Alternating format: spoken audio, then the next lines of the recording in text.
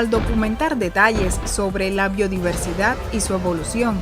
Ya en el siglo XIX y principios del XX, naturalistas como Charles Darwin o Alfred Russell advirtieron sobre la extinción de ciertas especies. Sin embargo, no es hasta 1964, con la creación de la Lista Roja de la Unión Internacional para la Conservación de la Naturaleza, que se consolida el primer esfuerzo global y sistemático para catalogar el riesgo de extinción de especies a nivel mundial. Las listas rojas se consideran un barómetro de la vida. Son la fuente principal de datos sobre la conservación de animales, hongos y plantas y se basan en un sistema de categorías y criterios que permiten clasificar las especies en alto riesgo de extinción global.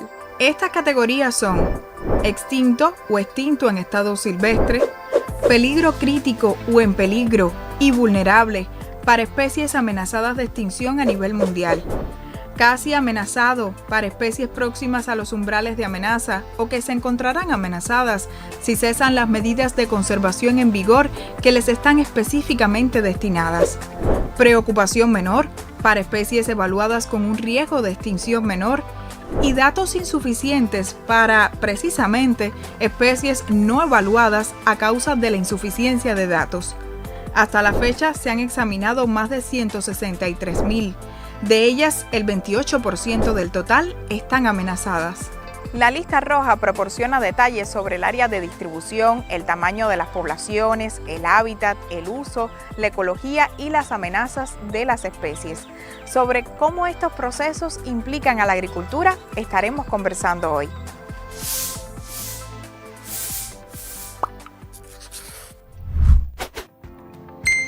Las listas rojas son un elemento clave en la toma de decisiones.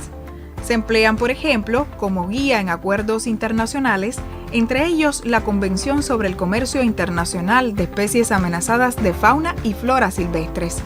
También tienen muchas otras implicaciones.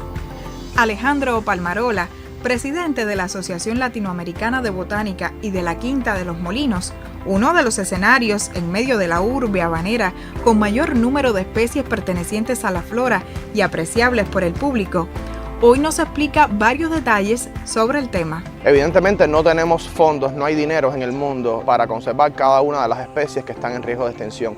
Y hacía falta un mecanismo que estableciera prioridades, que dijera cuáles necesitaban más o menos fondos, dinero, proyectos, esfuerzos. Es un mecanismo que además establece la creación de grupos de trabajo multidisciplinarios en cada país para analizar las especies. En Cuba desde el año 2003 existe un grupo nacional para la evaluación de las especies de plantas. Un reto importante es crear lo mismo, un mecanismo que permita avanzar en la evaluación de las especies de animales. Los primeros estudios sobre el estado de conservación de la flora cubana datan de principios del siglo XX, pero no es hasta 1983 que aparece el primer trabajo que evaluaba y compilaba 959 especies en amenaza o en peligro de extinción para el archipiélago. La última edición de la lista roja cubana es del año 2016, aunque en 2021 se actualizaron algunos datos. El grupo de plantas realmente fue precursor en el país en temas de conservación. Ha hecho ya 2 listas rojas publicadas, una tercera en proceso de publicación, que ha permitido saber el estado de conservación de prácticamente el 100% de las especies de plantas. Hay muchas especies que se han categorizado en un momento como extintas. Esto ha permitido enfocar esfuerzos en buscarla, en saber si realmente la especie estaba extinta y de pronto aparece y cambia de categoría. Siempre digo que las categorías de amenazas no están tatuadas en el nombre de la especie. Las categorías de amenazas son categorías que cambian con la aparición de nueva información.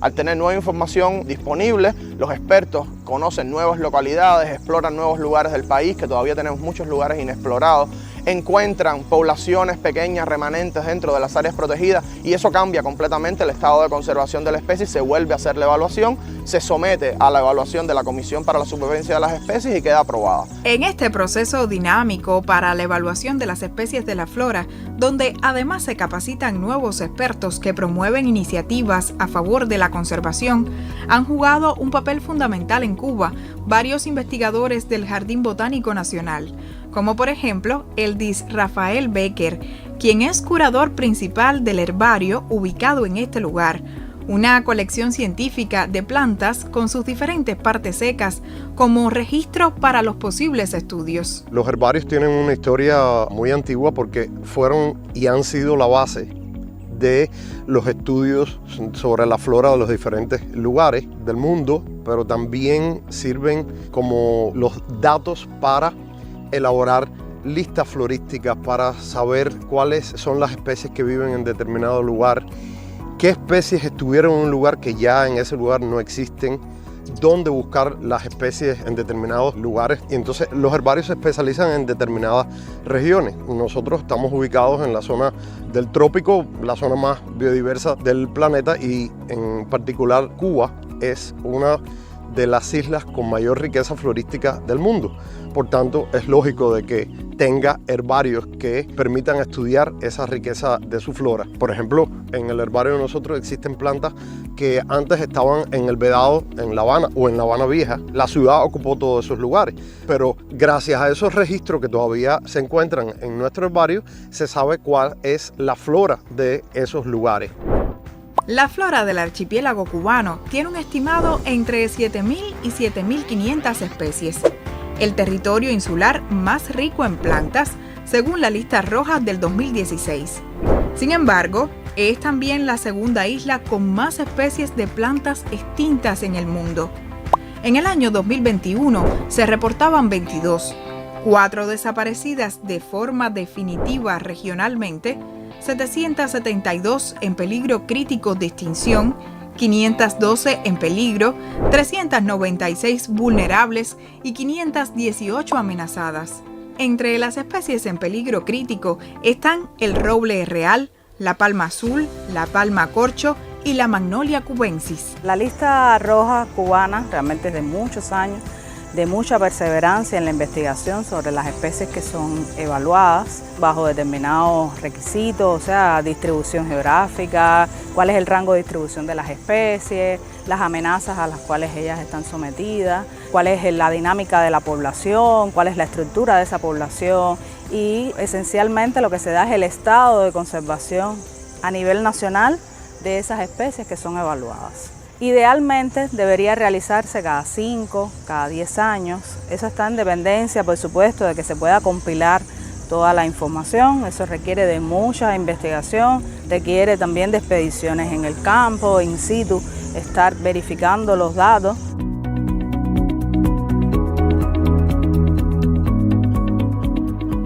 Las amenazas a la flora de Cuba son realmente las amenazas que nosotros tenemos identificadas para la biodiversidad cubana en general. La expansión de actividades socioeconómicas, tenemos por supuesto también el comercio ilegal de algunas de nuestras especies de la flora. Incendios forestales en el caso de Cuba tiene una connotación también especial. Y hay otro tipo de amenazas que son un poco más indirectas, le hablamos como que son amenazas subyacentes, que tienen que ver con que no se reconozca el valor que realmente tienen esas especies o que los asuntos vinculados a la conservación de las especies no se incluyan en las estrategias de desarrollo a nivel de los sectores. La flora de Cuba no escapa de esas amenazas. En la actualidad, más de 70 parientes silvestres de plantas cultivadas en el planeta importantes como el maíz, el frijol o la papa se encuentran en amenaza de extinción. Esa pérdida de diversidad genética incide directamente en la seguridad alimentaria. Por esto, el Instituto de Investigaciones Fundamentales en Agricultura Tropical Alejandro de Humboldt, por sus siglas INIFAT, se ha convertido en la sede del Banco Central de Germoplasma del país, un elemento esencial en la preservación del patrimonio genético vegetal, aspecto en el que se ha especializado la investigadora Lianne Fernández Granda, una de las voces autorizadas cuando de recursos fitogenéticos hablamos. Como parte de la lista roja, nos explica varias de las amenazas que atentan contra especies destinadas a la alimentación. El uso intensivo de la tierra, ya sea para procesos ganaderos o sistemas agrícolas, llevando en monocultivo, eso trae pérdida de biodiversidad. Otro elemento importante es las afectaciones por el cambio climático, el exceso de temperatura, la sequía extrema, las inundaciones y otros fenómenos hidrometeorológicos que también nos están afectando. La utilización de especies exóticas traídas a nuestro país, como es el caso de muchas especies invasoras, también han promovido el desplazamiento de algunas especies cubanas.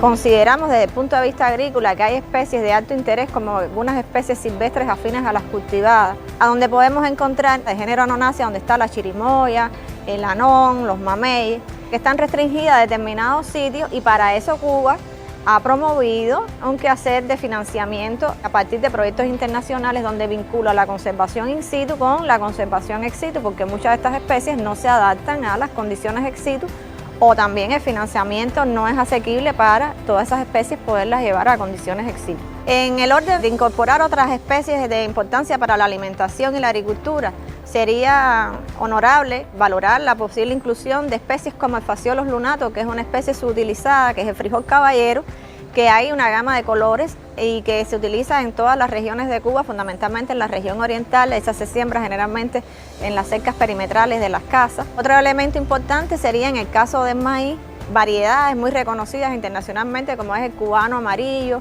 o el amarillo cubano, que en las décadas del 50 del siglo pasado tuvieron un gran esplendor a nivel regional y a nivel internacional estas variedades. Una práctica importante que puede contribuir a la conservación de material genético de plantas cultivables valiosas para Cuba es la implementación y desarrollo de biofábricas.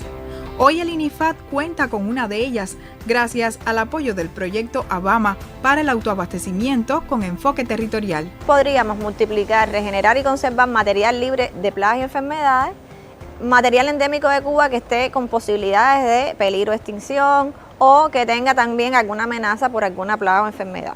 Cuando uno emplea esta técnica novedosa de cultivo in vitro a través de la biofábrica, puede ayudar en un corto tiempo tener material de propagación en abundancia y poderlo distribuir a diversas zonas del país o reintegrarlo a aquella zona donde en algún momento estuvo y por alguna causa se perdió.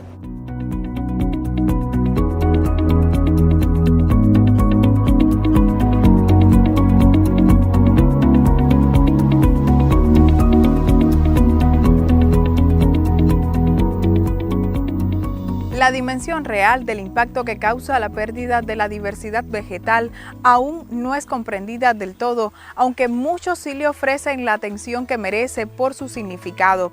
Reducir entonces esa presión directa sobre la diversidad biológica, promover su uso sostenible, mejorar los procesos que inciden en la protección de la genética, las variedades y de los propios ecosistemas resulta vital para nuestra supervivencia.